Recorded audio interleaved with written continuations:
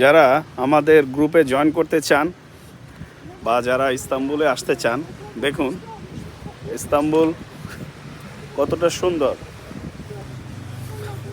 এই যে দেখুন, এটি হচ্ছে ইস্তাম্বুলের একটি পর্যটক এরিয়া। অভাব নাই, যেখানে যাবেন সেখানেই শুধু মানুষ আর মানুষ, সব ইউরোপ থেকে আসা। এই দেখুন, এটি হচ্ছে ট্রাম্প। এটি হচ্ছে ট্রাম্প।